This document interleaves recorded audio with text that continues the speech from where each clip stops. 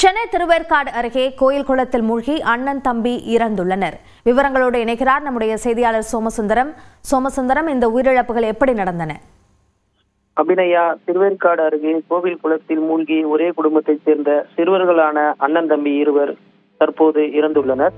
அதாவது சென்னை அடுத்த திருவேற்காடு அருகே ஐனபாகத்தைச் சேர்ந்தவர் தமீம் அன்சாரி என்ற தமிழரசு பெயிண்டர் வேலை செய்து வருகிறார். இவரது மனைவி வசந்தி, இவர்களுக்கு ரியாஸ் வயது 5, ரிஸ்வான் வயது 3 என்ற 2 மகன்கள் உள்ளனர். தனியார் பள்ளியில் படித்து வருகின்றனர்.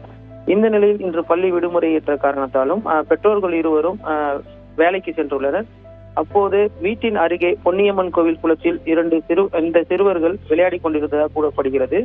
இந்த நிலையில் அவர்கள் சிறிது நேரம் கழித்து அங்கு சென்று பகுதியைச் சேர்ந்த ஒருவர் பார்த்தபோது சிறுவர்கள் இருவரும் குளத்தில் மிதந்து கிடப்பதை கண்டு அதிர்ச்சி அடைந்து உடனடியாக திருவேற்காடு போலீசாருக்கு தகவல் தெரிவித்துள்ளனர்.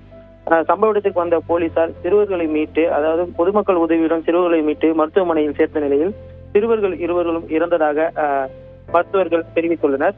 இதனையடுத்து வழக்கு பதிவு செய்த போலீசார் சிறுவர்கள் எவ்வாறு குளத்திற்கு சென்றனர், அவர்கள் எப்படி மூழ்கினார்கள் என்பது குறித்து விசாரணை நடத்தி வருகின்றனர். மேலும் இந்த அண்ணன் தம்பி சிறுவர்கள் இறந்த சம்பவம் அந்த பகுதியில் பெரும் அதிர்ச்சி மற்றும் சோகத்தையும் பரபரப்பையும் ஏற்படுத்தியுள்ளது. அபிநயா, விரிவான விவரங்களுக்கு நன்றி சோமசுந்தரம்.